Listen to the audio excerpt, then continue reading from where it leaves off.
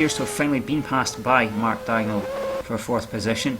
Did say it was probably going to happen pretty soon, and that has turned out to be the case. So now, Mark Dagnall, perhaps some intervention from that traffic there, because you see the gap was a mere second previously, is now up to 3 seconds, well, down to 2 now. We've gone through the latest checkpoint, but it is most likely nothing more than a matter of time before Daniel Melville finds himself under very severe pressure from Mark Dagnall for that final podium place.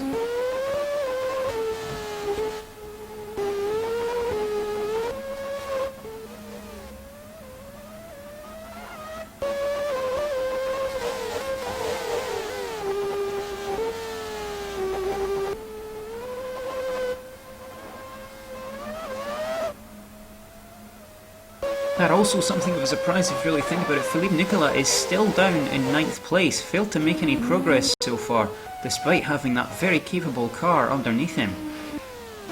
Perhaps going the safe option given the issues he's had of late, especially with that Brands incident, getting it a little too feisty, trying to take positions, and maybe the suspension has made him think twice before attempting any aggressive manoeuvres. We go back to the front and we have lap traffic here for the race leader Bastian van Nieuwenhuizen, right behind the Rosenforth that will not get out of the way, finally moving aside for the Dutchman. Now Terry Hawken will take his turn to get past, of course, with how difficult it can be to lap cars. Dagnall's in the wall! Dagnall has thrown it away! Another mistake from Mark Dagnall, costing him yet more points. He was trying so hard. He'd just gone past Jean-Luc Schiller and he was tracking down Daniel Melville, and he's just gotten too carried away with trying to get to the podium positions and try and get that crucial race win.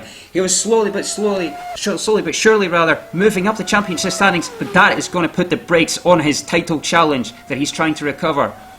Jari Kekinen's gone out as well. I don't know whether that's the same kind of mistake. There have been lots of them, so it would be a fair guess, but perhaps some sort of other technical issue for them, given the reliability woes Rob Lomas Racing have suffered of late. But the big news there, Mark Dagnall, another unforced driving error.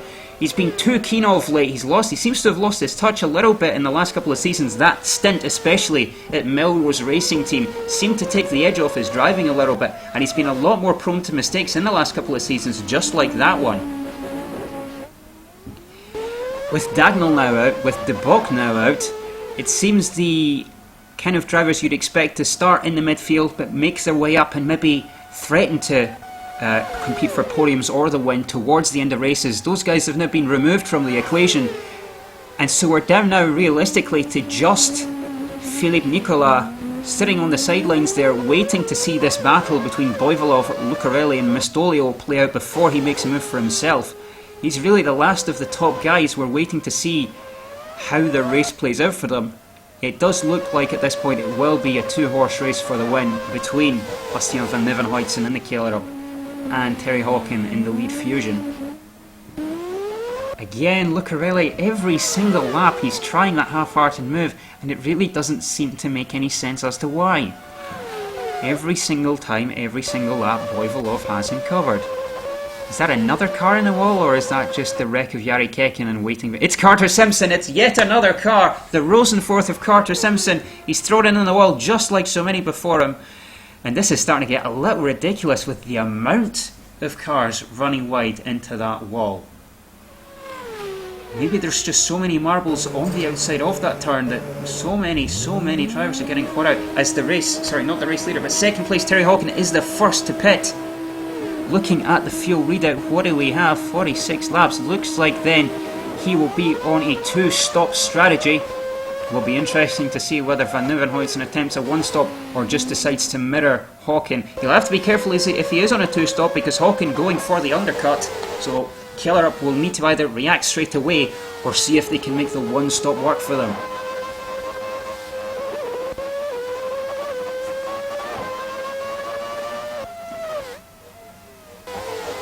Hawken has resumed the race in 4th position, in between the two Simpson cars of Jean-Luc Schiller and Alexei Boivolov.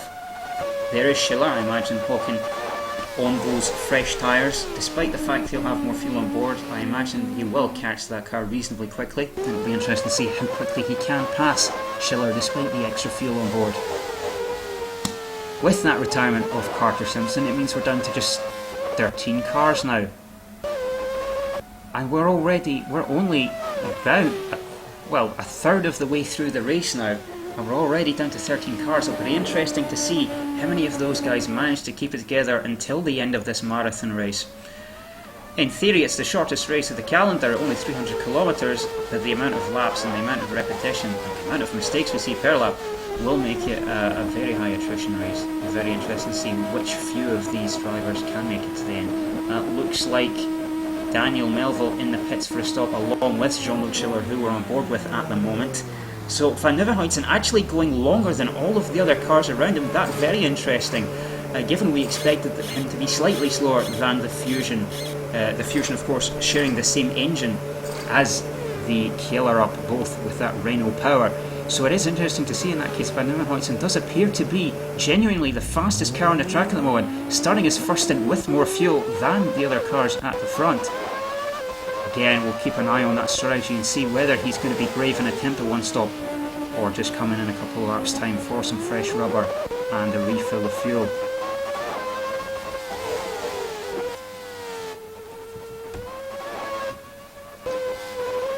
The only thing really interesting about him all coming into the pits is not so much where he comes out in terms of his own position, but rather where he comes out in terms of being lap traffic. Might he get in the way of someone who's currently fighting for the podium?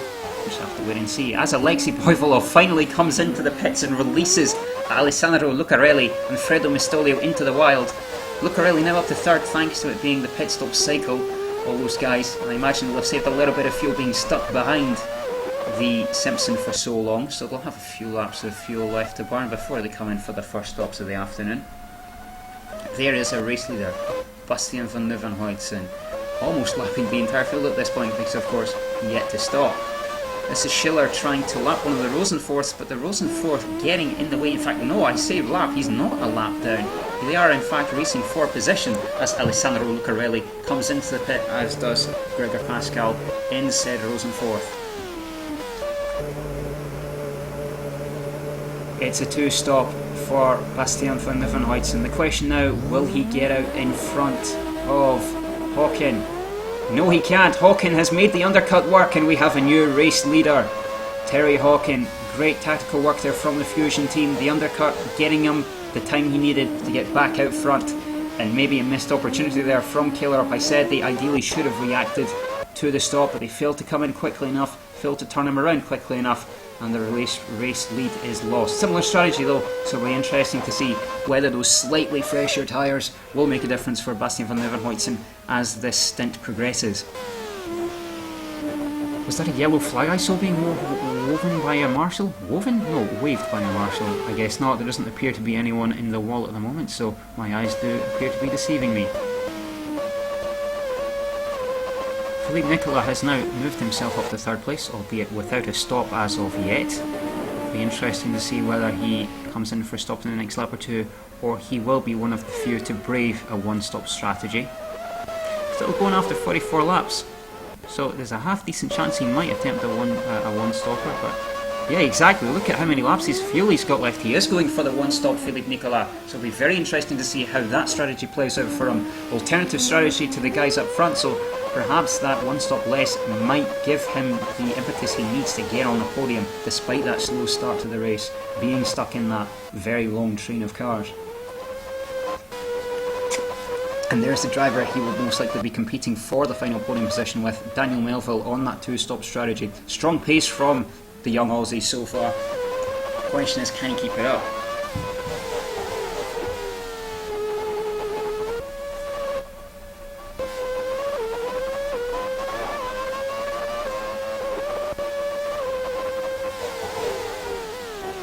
Things quieting down a little bit, although just as I say quieting down, Van Nieuwenhuizen locks up trying to deal with the lapped cars. Oh dear, oh dear.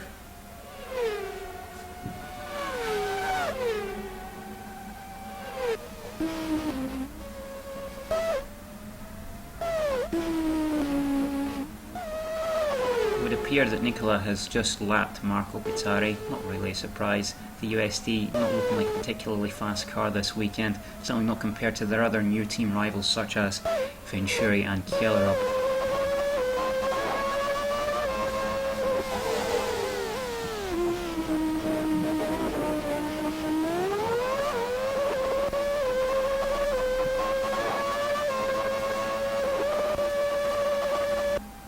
That's a little risky from Bastian van Nieuwenhuizen, trying to go round the outside to deal with, and then switches back to the inside. Oh, that was actually quite clever.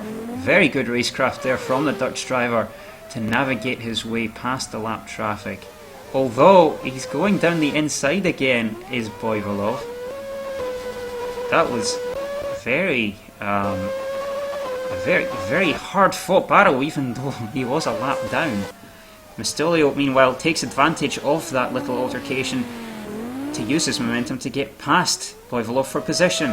Mistolio now up to 7th. He'd been waiting a very long time to make that lose. In fact, he was stuck in that queue behind the Russian driver for 30 odd laps leading up to that. So I imagine Mistolio very relieved to finally get past the Simpson and get on with his race. Is it looking awfully slow coming out of the corner? But I think it was just my imagination getting a little too carried away there. So let's look at where we are with the race so far. Håkan van Nieuwenhuizen, the two leaders, both on two-stop strategies. 3.5 seconds between them at the moment. Will be interesting to see how that plays out. Third place, the man on the alternative strategy, the long one-stop game, Filip Nicola. He'll be racing against Daniel Melville for that final podium position, who is currently 4th and again on a two-stop, like that leading duo of Håkan and van Nieuwenhuizen. In 5th position, it's Jean-Luc Schiller in the lead Simpson Motorsports car. Again, an outside shot for a podium, perhaps on that normal two-stop strategy. Looking at the lap times, Van Nieuwenhuizen making some inroads there into Håkan. Half a second gained on that last lap, which is a very big gain when you consider how short a lap Norris Ring is.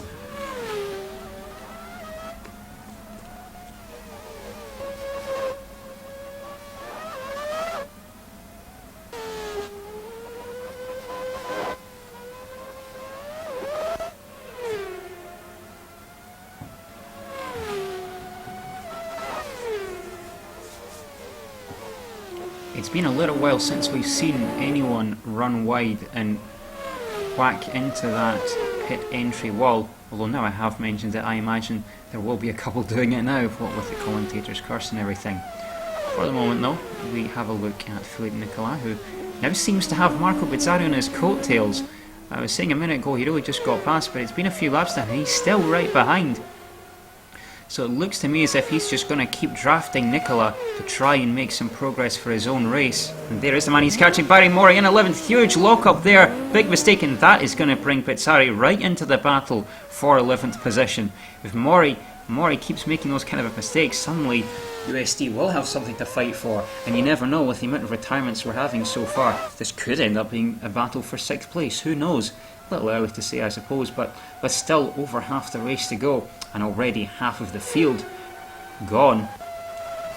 You'd imagine there will be a few more retirements between now and the end of the race, whether that be driver error or mechanical problems.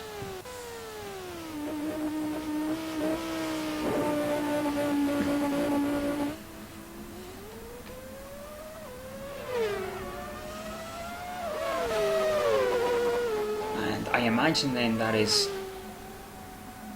Daniel Melville in the background, again maintaining a regular gap to Nicola ahead. Doesn't look like he's going to be making too many inroads at the moment, which is really not good news for the Aussie at all, given Nicola is on the longer strategy. Melville really needs to catch and pass Nicola and then disappear into the distance if he wants to compete for that final podium position without the need for attrition further up the road. Lucarelli now looking solid enough in 6th position, the last car still on the lead lap for the moment, although one would imagine. Is that a move from Marco Bizzarri? That's awfully cheeky. That's very cheeky from Marco Bizzarri, a lap down, and he's trying to unlap himself from Filip Nicola's MRT. Well, I suppose that would be the difference between fuel loads if Nicola is playing the long game while Bizzarri is on the two-stop. A logical conclusion, I suppose, but still a little bit cheeky there from the Italian driver. Really getting ideas above his station, interfering in the title battle, when really not much to gain from such half-hearted, dangerous moves at the moment. Bizzarri perhaps should be playing the long game and thinking about getting points via attrition rather than trying to unlap himself from cars he's not really racing against for position.